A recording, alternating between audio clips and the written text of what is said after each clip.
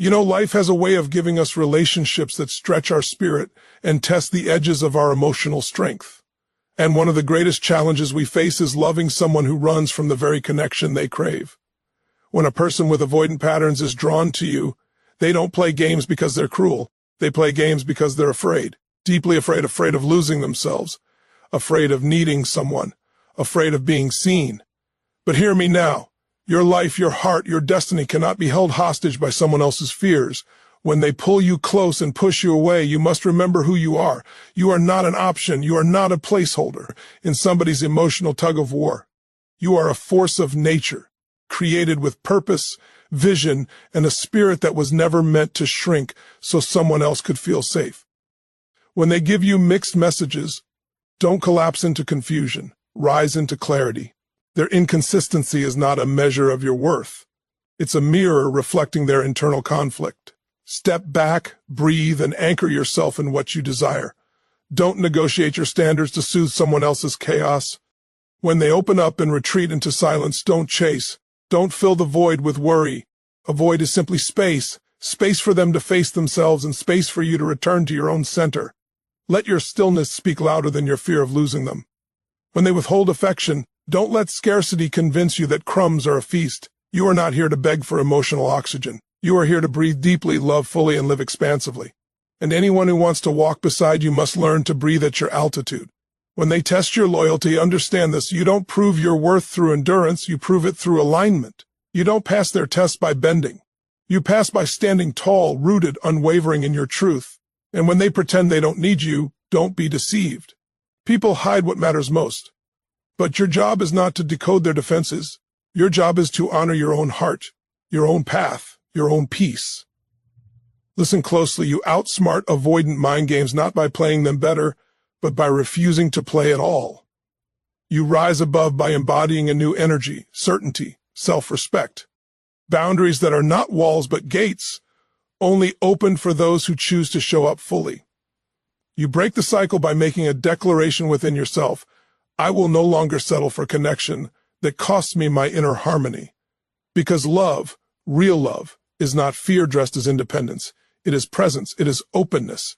It is two souls choosing honesty over comfort, courage over avoidance, growth over old wounds. And when you stand in that truth, authentically, unapologetically, something shifts. They will either rise to meet you or life will move them out of your way.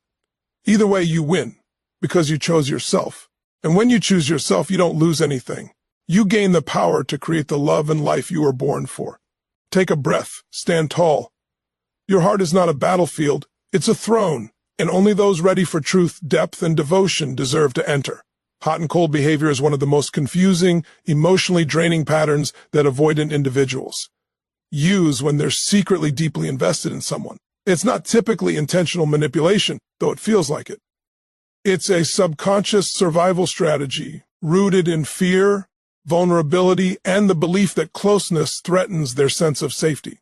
When they're obsessed with you, this push-pull becomes even more intense because their desire for connection clashes violently with their instinct to protect themselves. Understanding this dynamic is the first step to freeing yourself from its emotional grip. When someone with avoidant tendencies feels drawn to you, they often experience a surge of warmth, excitement, and desire. Those moments, they pull you close with passion and presence. They may call more, open up, flirt harder, make future plans, or show affection they usually keep hidden. This closeness awakens something in them, something they desperately want but don't know how to hold. It feels intoxicating and terrifying at the same time. They crave you, but craving you makes them feel exposed. They fear that the more you mean to them, the more they have to lose. That fear hits like an alarm bell inside their nervous system, telling them to retreat. So suddenly they shift. The person who was warm yesterday becomes cold today. The one who texted you nonstop now takes hours or days to respond. The one who said they missed you now seems distant or distracted. They might even shut down, emotionally acting as if nothing happened. And this shift is so abrupt and so sharp that it feels personal, like a rejection or punishment. But here's the truth. Their withdrawal isn't about your value. It's about their fear of losing control. Avoidants often grew up in environments where emotional closeness felt unsafe, unpredictable, or overwhelming. So as adults, when they get too close to someone, their body reacts as if danger is approaching. They don't push you away because they don't care. They push you away because they care more than they know how to handle. They fear being consumed, judged, needed, or abandoned. They fear depending on someone. They fear that if they show too much, want too much, feel too much, you will see the vulnerable parts of them they've spent their life hiding. Hot and cold behavior becomes their way of regulating this tension. Pull you close when desire takes over, push you away when fear kicks in, come back when missing you becomes too strong, withdraw again when the closeness feels like a threat. It's a cycle that keeps them emotionally protected and keeps you emotionally hooked, because every warm moment creates hope and every cold moment triggers your uncertainty. You start working harder to regain the warmth, and they subconsciously sense that effort as pressure. This pattern creates an emotional seesaw. When they come close, you rise. When they pull away, you crash. And the confusion keeps you locked in place, trying to decode the inconsistency, trying to figure out what you did wrong, trying to bring back the version of them who felt safe and present. But you must understand that you didn't cause the switch. Their fear did. The key to outsmarting this behavior is not to chase when they pull away, and not to collapse when they go cold. Their hot and cold rhythm only works when you participate in it. The moment you stay grounded, centered, and consistent within yourself, the dynamic begins to shift. You stop reacting to their retreat. You stop internalizing their silence. You stop handing them the power to dictate your emotional weather. When you hold your own warmth, your own stability, your own emotional truth, their push-pull loses its grip. You become someone who sees their pattern without getting swallowed by it, someone who refuses to ride their emotional roller coaster, and instead chooses alignment over confusion. Selective vulnerability is one of the most subtle and disarming behaviors avoidant individuals use when they're drawn to someone but terrified of emotional exposure. It's not full openness, nor is it complete shutdown. It's a carefully controlled release of personal truth, just enough to bond with you, but not enough to feel truly seen. This creates an illusion of intimacy while maintaining a safe emotional distance. And when an avoidant person is secretly obsessed with you, this pattern becomes even more pronounced, because the tension between their longing and their fear intensifies. An avoidance relationship with vulnerability is complicated. Deep inside, they want connection as much as anyone else. They feel the pull toward emotional closeness, affection, and shared truth. But they also carry a deep, often unconscious belief that vulnerability leads to danger, rejection, disappointment, loss, or the risk of being controlled. So when they like someone, they don't simply let their walls fall. They open a small window instead, letting in just a sliver of light. They'll share something emotional or personal, a past struggle, a hidden fear, a moment of insecurity, a soft truth about their family or past relationships. And because they rarely show this side of themselves, the moment feels intimate, powerful, meaningful. You feel chosen, trusted, special. It feels like they finally let you into their world, and your heart naturally moves closer. But right when you think the connection is deepening, they often retreat. This is because selective vulnerability is not an invitation, it is a release valve. It allows them to relieve the pressure of their own emotions without opening themselves up fully. It's a way of bonding without surrendering control. They share just enough to pull you in, but not enough for you to understand the full reality of who they are or what they feel. Their vulnerability is measured, controlled, timed, often followed by withdrawal. They might reveal something tender at night, then wake up distant the next morning. They might confess a fear, then brush it off later as though it meant nothing. They might tell you they feel close to you, then reassert their independence as if closeness is a threat. The inconsistency leaves you confused because you felt the emotional truth in their words, yet their behavior afterward doesn't match it. This is the core of selective vulnerability. It creates emotional gravity without emotional availability. You start to think, if I just hold space for them, they'll open up more. If I'm patient, they'll trust me. If I respond with love and encouragement, they'll feel safe. But selective vulnerability is not about your safety, it's about theirs. It is their way of regulating intimacy so they never feel overwhelmed. They want your emotional presence without offering full emotional reciprocity. They want closeness on their terms only, in doses they can manage, in moments when it feels safe enough to touch their own feelings. And when they're obsessed with you, they use this pattern even more because they're fighting themselves. They want you, They feel drawn to you. They crave the connection you bring, but they're terrified of the depth of their own desire. So they open the door a crack, let the energy flow, then slam it shut before the vulnerability becomes real. To outsmart this, you must understand that selective vulnerability is not a sign to move closer. It's a sign to stay grounded. When they open up, don't rush in emotionally. Don't treat their half steps as full steps. Stay warm, but stay centered. Respond with presence, not with pursuit. Allow them to share, but don't let their breadcrumbs of intimacy convince you to abandon your own emotional needs. Selective vulnerability only becomes a trap when you mistake it for emotional commitment. When you stay rooted in your own clarity, their partial openness stops having the power to destabilize you. Instead of waiting for them to open up fully, you begin to recognize their pattern for what it is, a protective mechanism, not an invitation to lose yourself trying to earn their trust. When you respond to their vulnerability with strength and emotional neutrality, you create an environment where they must either rise into deeper honesty or retreat completely, and whichever they choose, you stay grounded in your truth, refusing to shrink or bend for someone who is still negotiating their own courage. Mixed messages are one of the most psychologically consuming experiences you can face when dealing with someone who is avoidant yet deeply drawn to you. The contradiction between what they say and what they do is not random. It's a reflection of their internal battle between desire and fear. This tug of war inside them spills outward, creating confusion, inconsistency, and emotional whiplash for you. When an avoidant person is secretly obsessed, their mixed messages become even more pronounced because the stronger their feelings grow, the more intensely they try to manage, limit, or disguise those feelings. Understanding this pattern can liberate you from chasing clarity where clarity was never offered. Mixed messages typically unfold in a series of emotional shifts. One moment they express deep appreciation for you, showing affection or talking about how much they enjoy your presence. They might suggest plans, flirt with intensity, or speak in ways that imply a future. Their words pull you close with warmth and promise. But then, almost abruptly, their actions contradict the emotional intimacy they initiated. They delay responses. They cancel plans. They become vague, distant, or dismissive. They act as though the connection you felt was imagined or exaggerated. This inconsistency leaves you questioning your perception. You wonder whether you misread their words, whether you projected meaning onto their actions, whether you're expecting too much, or whether they simply changed their mind. But in most cases, their messages feel mixed not because you're misinterpreting them, but because their feelings are in conflict. They experience moments of genuine openness, followed by moments of panic that they've let you get too close. For avoidance, closeness triggers two opposing fears at once: the fear of losing connection if they pull away, and the fear of losing themselves if they get too close. This emotional paradox leads to behaviors that appear contradictory on the surface, but make complete sense from the perspective of someone trying to protect their vulnerability. They speak affection but behave defensively.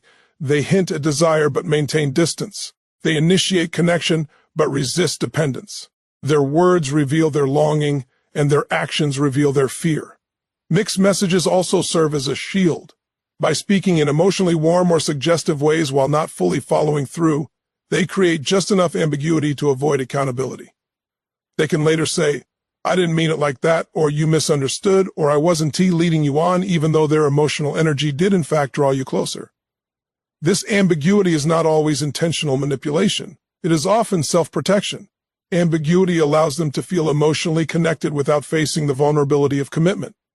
When you don't understand this dynamic, mixed messages can trap you emotionally. You begin analyzing every word, every pause, every shift in tone. You start searching for the hidden meaning behind their actions. You try to decode their silence, rationalize their inconsistency, or adjust your behavior to accommodate their unpredictability. This is where the real trap lies. Mixed messages keep you emotionally invested while preventing emotional progress.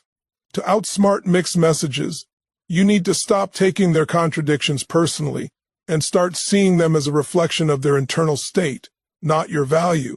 Instead of trying to interpret their inconsistency, observe it. Instead of adapting yourself to their rhythm, hold your own. When their words and actions don't align, trust their actions. Words reveal desire, actions reveal readiness. And readiness, not desire, is what determines whether someone can show up fully. The moment you stop chasing clarification from them, you reclaim your power.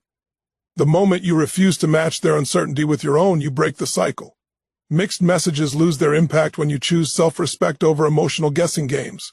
When you respond to inconsistency with clarity, neutrality, and grounded presence, you place the responsibility for their internal conflict back where it belongs, on them. And in doing so, you create space for truth to reveal itself, one way or another. Emotional withholding is one of the most challenging patterns to face when you're connected to someone with avoidant tendencies, especially when they're secretly deeply attached to you. It's the deliberate, or more accurately, instinctive, limiting of emotional expression, affection, or communication. This withholding isn't about punishing you, it's about protecting themselves from the vulnerability that intimacy demands. Yet the effect on you can feel like emotional starvation, because the moments when they do show care are powerful, meaningful, and rare enough to keep you hoping for more. Emotional withholding becomes the space where your desire for closeness collides with their desire for safety. Someone who fears intimacy often uses emotional distance as a tool for control. The control isn't over you, it's over their own internal world. When they begin to care deeply, they feel exposed, and that exposure triggers anxiety, fear, and the sense that they need to retreat to regain equilibrium. So they ration their affection. They may give you a warm moment, a sweet message, a long stare, a deep conversation, then suddenly pull back. Their emotional energy shuts off like a switch, not because their feelings disappeared, but because they became too real. This withholding takes many forms. Sometimes it's reduced communication. Sometimes it's the absence of compliments or reassurance. Sometimes it's physical distance, or a lack of initiative, or avoiding conversations that deepen intimacy. You feel the empty spaces where connection should be. You sense the emotional quietness that doesn't match the bond you've experienced. And because emotions thrive on reciprocity, the lack of feedback can leave you doubting the reality of the connection itself. What makes emotional withholding so powerful is the contrast it creates. The avoidant person gives you glimpses of affection, moments so sincere they feel unforgettable.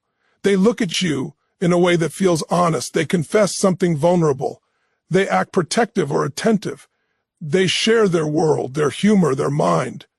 Those moments feel like evidence of real bond, but then, just when the energy begins to deepen, they withdraw. They pull back into their familiar shell, where they feel safe. The sudden absence of warmth creates emotional tension within you, prompting you to want to fill the gap. And this is where the dynamic becomes draining. You start trying harder. You offer more affection, more reassurance, more openness, hoping to reawaken the warmth they briefly showed. But the harder you try, the more pressure they feel, and the deeper they retreat. Emotional withholding becomes a cycle where your effort increases and their emotional availability decreases, not because you're doing anything wrong, but because your closeness triggers the very vulnerability they fear. Avoidants often learned early in life that emotional expression wasn't safe or rewarded. Maybe they were told to toughen up, or their needs were minimized, or emotional closeness felt unpredictable. As adults, they internalize the belief that keeping emotions contained is the only path to safety. So when they withhold, they're not rejecting you. They're protecting the fragile parts of themselves they never learned how to manage. But emotional withholding has a profound impact on the one who cares. It can make you feel inadequate, confused, or emotionally deprived. You might start questioning your worth or wondering what you did wrong. You might mistake their silence for disinterest, even though the truth is that their strongest feelings are often the ones they run from. To outsmart emotional withholding, you must first detach your self-worth from their emotional availability. You cannot force emotional openness from someone who has built their identity around protecting themselves from it. The key is to stop over-functioning. When they go quiet, you don't chase. When they pull back, you don't overextend. When they withhold affection, you don't bend yourself into emotional contortions to earn it. Instead, you hold steady. You maintain your own emotional flow without collapsing into their void. You express from a grounded place, not a needy one. You stay connected to your truth, your needs, your boundaries. Emotional withholding only becomes powerful when you base your value on their ability to show up. When you stop participating in that equation, their silence loses its power to destabilize you. Ultimately, emotional withholding reveals their fear, not your failure. And your strength lies in not shrinking to fit their emotional limitations, but in standing tall in your own fullness, regardless of how much or how little they offer. Testing your loyalty is one of the most subtle and psychologically intricate behaviors an avoidant person uses when they're drawn to someone but fear emotional closeness. It's not always a conscious strategy. Often, it's an instinctive mechanism rooted in insecurity and self-protection. When they are obsessed with you, their need to test your commitment intensifies because they are caught between the magnetic pull of desire and the deep fear of being consumed by intimacy. These tests can feel confusing, frustrating, and even hurtful, but understanding why they occur is the first step to responding with clarity and self-respect. Avoidants test loyalty in ways that are often indirect and nuanced. They might create minor conflicts, ask provocative questions, or subtly question your intentions. Sometimes they withdraw suddenly and observe how you respond. Other times they make demands that seem disproportionate to the relationship or introduce doubt through comments that challenge your devotion. Their goal is rarely to harm you. Instead, it is to gauge the stability of the connection, to see whether you can stay present without reacting out of fear or insecurity. They want reassurance, but in the form of action rather than verbal promises. One reason avoidants engage in these loyalty tests is fear of abandonment. Despite appearing independent, they carry a deep anxiety that anyone they care about could leave or reject them if they reveal too much of themselves. By subtly testing your patience, consistency, or reactions, they attempt to preemptively evaluate whether you are trustworthy, reliable, and capable of handling the intensity of their feelings. It's their way of saying, if you can survive this, maybe I can survive being close to you. These tests often feel like a challenge to your patience or morality. They may push boundaries to see how far you will go to meet their needs or accommodate their fears. They may disappear for a while, then gauge whether you reach out or wait. They might question your loyalty indirectly through hypothetical scenarios or by observing your reactions to minor triggers. Every move is an emotional probe designed to reveal how much you care and whether your attachment to them is strong enough to withstand their unpredictability. From the perspective of someone being tested, this behavior can feel destabilizing. You may find yourself second-guessing your actions, constantly adjusting to meet their invisible standards, or interpreting their behavior as a reflection of your worth. It can create a sense of walking on eggshells, where every interaction feels like a subtle assessment of your fidelity and love. This dynamic can easily pull you into a pattern of overfunctioning, trying harder, giving more, or compromising your boundaries in an effort to pass their tests and earn their acceptance.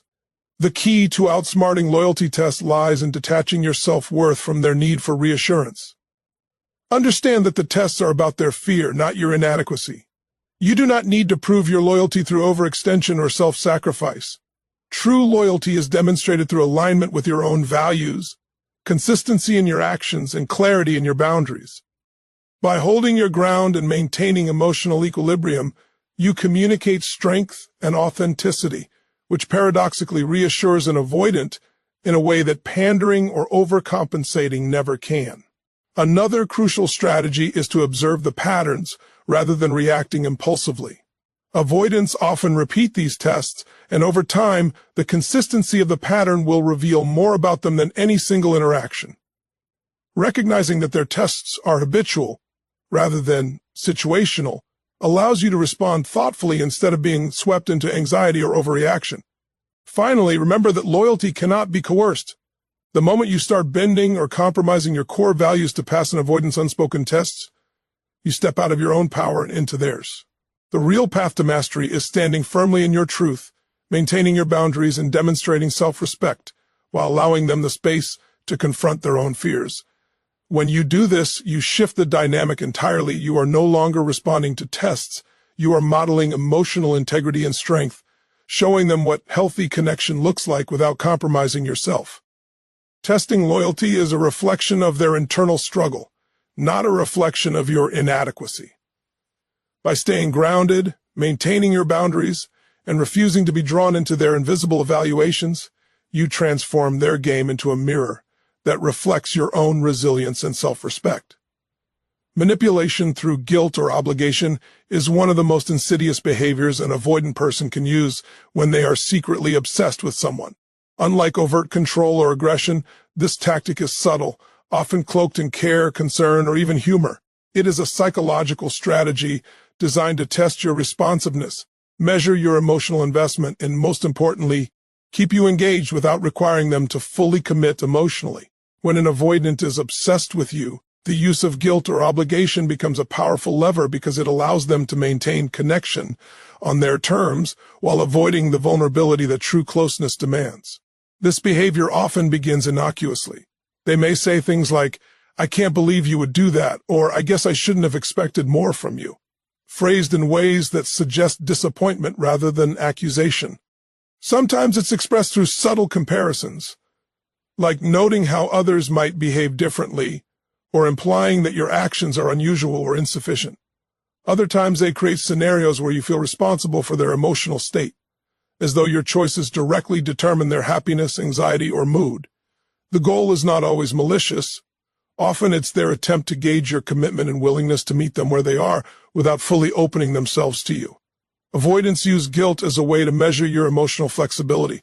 They are constantly testing boundaries. How far will you bend to maintain the connection? How much emotional labor will you perform? By triggering feelings of obligation, they can see whether your attachment to them is strong enough to withstand inconsistency, distance, or unpredictability. When you respond, you demonstrate reliability and commitment, which feeds into their obsession while allowing them to maintain their emotional autonomy. One reason this tactic is so effective is that it taps into universal human tendencies, the desire to care, to nurture, and to maintain relationships. When someone you value expresses disappointment, subtly blames you, or implies that you are responsible for their well-being, it triggers empathy and a natural desire to repair or protect. This is exactly the response an avoidant wants.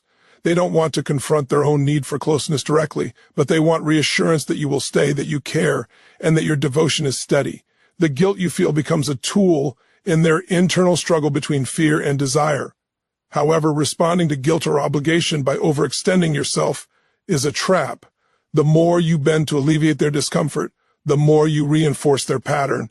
They learn that they can maintain emotional distance while still keeping you invested, and the cycle continues.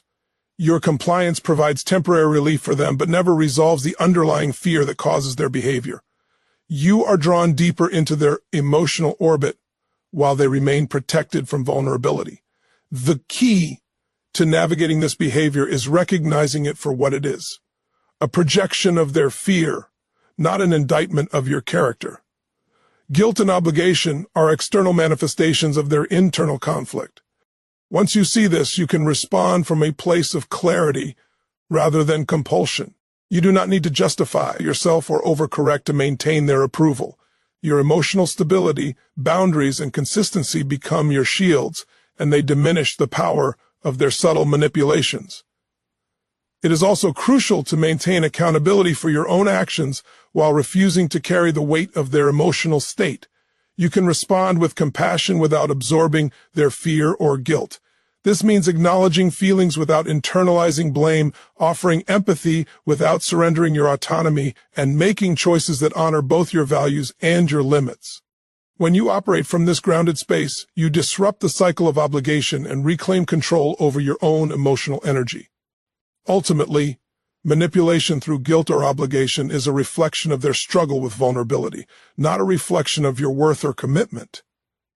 By remaining aware, maintaining clear boundaries, and refusing to be emotionally co-opted, you neutralize the subtle power of this tactic.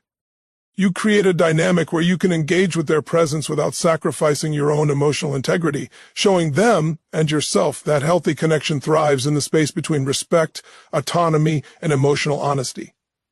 Thank you for your time and trust. I truly appreciate our conversation. Wishing you all the best on your journey ahead. Goodbye.